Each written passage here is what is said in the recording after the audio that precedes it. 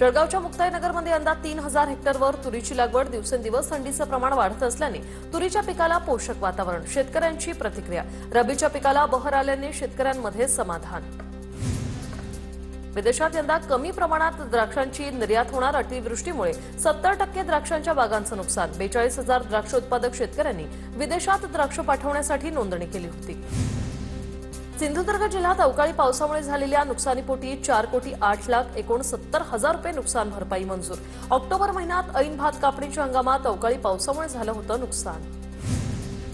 परभणीच्या कौसडी येथे कालवा लिकेजचं पाणी शेतात शिरलं. पाणी शेतात शिरल्याने हरभरा पिकाचं मोठ्या प्रमाणात नुकसान भरपाई देण्याची शेतकऱ्यांची मागणी. राज्यात गेल्या 6 महिन्यात 781 शेतकऱ्यांच्या आत्महत्या. विदर्भात 296, मराठवाड्यात 212 शेतकऱ्यांच्या आत्महत्या. तारांकित प्रश्नोत्तरांमध्ये सरकारकडून लेखी उत्तरात माहिती. तर देशातील सरासरी 2 आत्महत्यांमध्ये 1 आत्महत्या महाराष्ट्रातील असल्याचीही माहिती.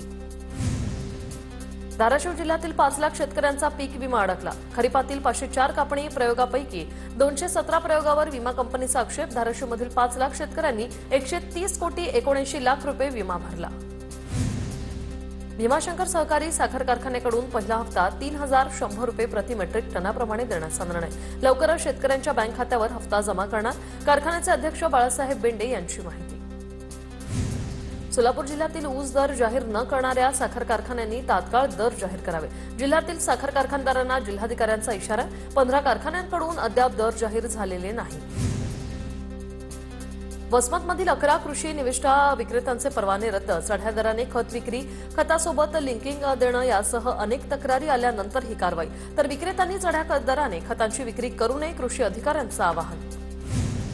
कराडमध्ये यशवंतराव चव्हाण कृषी औद्योगिक आणि पशुपक्षी प्रदर्शन 26 ते 30 डिसेंबर दरम्यान होणार. AI टेक्नॉलॉजी आणि सेंद्रिय शेतीबाबत शेतकऱ्यांना माहिती देण्यात येणार. नाशिकच्या मनमाड कृषी उत्पन्न बाजार समितीची 22वी वार्षिक सर्वसाधारण सभा. शेतकऱ्यांच्या गरजा आणि बाजार समितीच्या कामकाजासंदर्भात महत्त्वपूर्ण मुद्द्यांवर चर्चा. शेतकऱ्यांनी नोंदवला सक्रिय सहभाग. बीडच्या माजलगाव तालुक्यात रेशन दुकानदारांकडे वितरित केलेल्या ज्वारीला बुरशी तर तांदूळ सडलेला. जिल्हा पुरवठा विभागाने दुर्लक्ष करू नये, नागरिकांच्या संतप्त प्रतिक्रिया. नंदुरबारच्या नवापूरमधील अॅग्री शाळेच्या आहारात मिल्कीबार चॉकलेट्स किडलेली चॉकलेट्स आढळल्याने विद्यार्थ्यांच्या सुरक्षेचा प्रश्न पुन्हा ऐरणीवर. सांगली जिल्हा परिषदेचे प्राथमिक शिक्षणाधिकारी यांच्या कारभाराविरोधात स्वाभिमानी स्वराज्य सेनेचं आंदोलन. कामाची चौकशी करून निलंबित करण्याची आंदोलकांची मागणी. नागपुरात शालेय पोषण महिलांचं कडाक्याच्या थंडीत रात्रभर आंदोलन.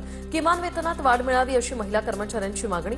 2000 पेक्षा जास्त महिला या आंदोलनात सहभागी. भंडाऱ्याच्या गोसेखुर्द प्रकल्पबाधित नागरिकांच्या मागण्या अनेक दिवसांपासून प्रलंबित. प्रकल्पबाधित नागरिक उद्या जलसमाधी आंदोलन करणार. जिल्हाधिकाऱ्यांसोबत चर्चेतून मार्ग न निघाल्यानं नागरिक आक्रमक. बुलढाण्याच्या खामगावात चांदीच्या भावात उच्चांकी वाढ. एकाच दिवसात तब्बल 12,000 रुपये प्रति किलो वाढ. चांदीचे भाव प्रति किलो 1,94,000 रुपयांवर. पुढील 2 दिवसात राज्यात सरासरी तापमानापेक्षा कमी तापमान असणार. पुढील 48 तासात महाराष्ट्रात थंडी वाढणार. हवामान विभागाकडून 14 जिल्ह्यांना येलो अलर्ट जारी. चिखलदऱ्यात जगातील सर्वात लांबीचा स्कायवॉक. हरिकेन ते गोरेघाट पॉइंट असा 407 मीटरचा हा स्कायवॉक असणार आहे. येत्या काही महिन्यात या स्कायवॉकचं लोकार्पण होणार आहे आणि लवकरच स्कायवॉक पर्यटकांसाठी देखील सुरू होणार असल्याची माहिती आहे. सांगलीच्या सलगरेमध्ये श्री सिद्धेश्वर यात्रेचा उत्साह. दर्शनासाठी आलेल्या भाविकांच्या संख्येत लक्षणीय वाढ. गुलाल, खोबऱ्याची उधळण आणि ढोल ताशांच्या गजरात पालखी सोहळा संपन्न. पळवीमध्ये दिवंगत लोकनेते गोपीनाथ मुंडे यांच्या जयंतीनिमित्त गोपीनाथगडावर तयारी पूर्ण. गोपीनाथगडावर जयंतीनिमित्त भजन कीर्तन आणि विविध कार्यक्रमांचं आयोजन. 12 डिसेंबर रोजी लोकनेते गोपीनाथराव मुंडे यांची जयंती सामाजिक उपक्रमांनी साजरी करा. मंत्री पंकजा मुंडे यांचं आवाहन. नाशिकमधल्या पाटणकर टोळीतील सराईत गुन्हेगार नवी मुंबईतून ताब्यात. गुंडाविरोधी पथकाची कारवाई. अद्यापही 2 जण फरार. शोध सुरू. नाशिक त्र्यंबकेश्वरमधील महिलेने आपल्या मुलांना विकल्याचं प्रकरण. पती पत्नीने 100 रुपयांच्या स्टॅम्प पेपरवर मुलीला दत्तक दिल्याचं उघड. अंगणवाडी सेविकांनी दत्तकपत्राच्या आधारे जन्मदाखला बनवल्याचा सामाजिक कार्यकर्त्यांचा आरोप. रत्नागिरी जिल्ह्यातील प्रसिद्ध उद्योजकाच्या कंपनीवर ईडीचे छापे. सचिन पाकळेंच्या खेड चिपळूण सावड येथील कंपनीवर छापे. पहाटेपासून ईडीची छापेमारी संदर्भात मोठी गुप्तता. छापेमारी मागचं कारण नेमकं अद्याप अस्पष्ट आहे. गोंदियामध्ये हुंड्याच्या छळाला कंटाळून विवाहितेची आत्महत्या. नवऱ्यासह तिघांवर पोलिसात गुन्हा दाखल. पती आणि सासूला पोलिसांकडून अटक.